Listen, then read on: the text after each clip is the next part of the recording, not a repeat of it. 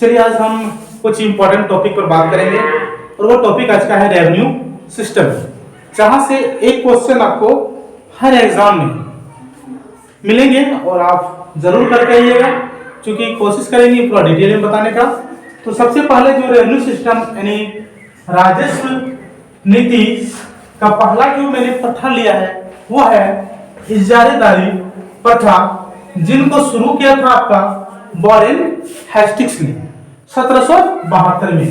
ध्यान रखिएगा कि इसको जो शुरू करने वाले थे वो थे वॉरेन हेस्टिंग्स, इसका नाम आपको ध्यान में रखना है। और कब शुरू किया था? 1772 को शुरू किया था, ये भी ध्यान रखना है आपको। कितना दिन के लिए? 5 वर्ष से ये प्रणाली था, 5 वर्ष के लिए। तो इसमें ज्यादा उसको फायदा नहीं हुआ था वॉरेन हेस्टिंग्स को, इसीलिए ये प्रथा को बंद किया गया था। और अगर बात कर लें कि इजारादारी प्रथा है क्या, तो ये एक राजस्व संग्रह करने की प्रणाली है, मतलब टैक्स अदा करने की एक प्रणाली था जो वॉरेन हेस्टिंग्स ने चलाया था। और जमीन का जो मालिकाना हक था दोस्तों, वह दे दिया था जमींदारों को। ठीक है, इतने सारे पॉइंट आपको ध्यान में रखना है। शुरू कब हुआ? 1772 को, ये याद रख लीजिएगा। किसने शुरू किया था? वॉरेन हेस्टिंग्स ने शुरू किया था। ये दो चीज जरूर ध्यान रख लीजिएगा। अगला जो सिस्टम है आपका वह है इस्तेमारी व्यवस्था यानी अस्थायी व्यवस्था, जो बहुत इंपॉर्टेंट टॉपिक्स है, जिसकी शुरुआत कॉर्नवालिस ने किया था और 1793 में इसकी शुरुआत कॉर्नवालिस ने करती है, यानी इसके जनक कहा जाता है दोस्तों कॉर्नवालिस को। अस्थायी व्यवस्था के अगर जनक आपसे पूछा जाए तो वो कॉर्नवालिस है। ठीक है, इसमें होता क्या था? ये जो व्यवस्था था वो 10 वर्ष भू राजस्व व्यवस्था था, मतलब 10 वर्ष के लिए किया गया था। और इसमें इंपॉर्टेंट बात यह है कि जो लगान होता था यानी टैक्स जो होता था, लगान जो होता था, उसका 10/11 भाग जो है ये सरकार को जाता था, यानी ब्रिटिश सरकार को जाता था। ब्रिटिश सरकार को मिलता था। और 1/11 भाग जो है दोस्तों वो आपको जमींदार के पास जाता था, नहीं मिलता था। तो दो चीज ध्यान रखिएगा कि 1/11 भाग जमींदार के पास और 10/11 भाग ब्रिटिश सरकार के पास। इस व्यवस्था के जनक कौन थे? कॉर्नवालिस थे। और याद रखिएगा ये टोटल एरिया की बात कर ले तो ये 19% भाग पर ये चल रहा था, जिसमें पश्चिम बंगाल है आपका, पश्चिम बंगाल, यूपी आ जाता था, बिहार आ जाता था, उड़ीसा, और जो दक्षिणी कर्नाटक है यानी उत्तरी कर्नाटक एरिया पे ये चला था दोस्तों स्थायी व्यवस्था। तो आपने स्थायी व्यवस्था के बारे में देखा कि इसके जनक जो है वो कॉर्नवालिस से, जो 1793 में ये व्यवस्था शुरू करती है। ब्रिटिश सरकार की लगान का 10/11 भाग मिलता था, जबकि जमींदार को 1/11 भाग मिलता था। अब आगे हम लोग जो व्यवस्था की बात करेंगे बहुत ही इंपॉर्टेंट है, और बात करेंगे रैयतवाड़ी व्यवस्था।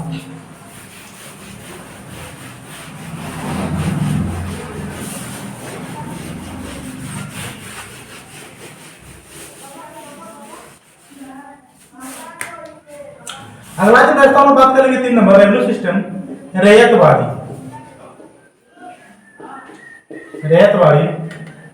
व्यवस्था। क्योंकि ये भी बहुत ही इंपॉर्टेंट है। जो भी सिस्टम है, 4 सिस्टम बताएंगे, यहां से एक क्वेश्चन आपको मिलेगा, इसलिए इसको भी जानना आपके लिए जरूरी है। तो इस व्यवस्था का जो जन्मदाता क्या है? थॉमस मुनरो, और कौन था? रीड था। इसका जन्मदाता की बात कर लें इस व्यवस्था का, तो थॉमस मुनरो का नाम आता है, मुनरो, और एक रीड का नाम आता है, जो इसके जनक कहे जाते हैं। रैयतवाड़ी व्यवस्था का जनक अगर आपसे पूछा जाए, जन्मदाता पूछा जाए, तो वह थॉमस मुनरो और रीड है। अब इस व्यवस्था में होता क्या था? देखिए, ये चूंकि 1820 में लागू हुआ, पहले 4 जिला में ये व्यवस्था 1820 में लागू होती है। कितने जिले में होती होती है? 4 जिले में लागू होती है। अब यहां बात आता है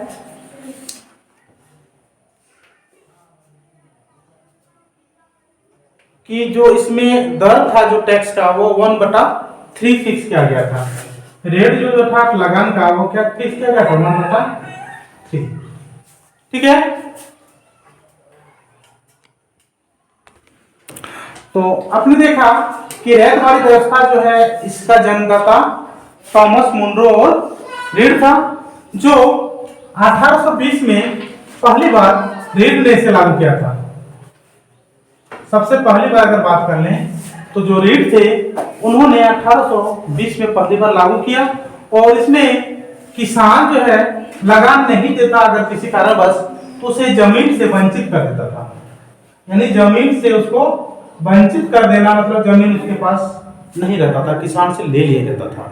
ये ऐसी व्यवस्था थी जो रीड में चलाया था दोस्तों। उसके बाद बात कर लें अगर तो ये ब्रिटिश विभाग का टोटल 51% हिस्सा इसमें शामिल था। 51% हिस्सा जो है इसी रैयतवाड़ी व्यवस्था में शामिल था, जिसमें मुंबई, मद्रास, असम आता था दोस्तों।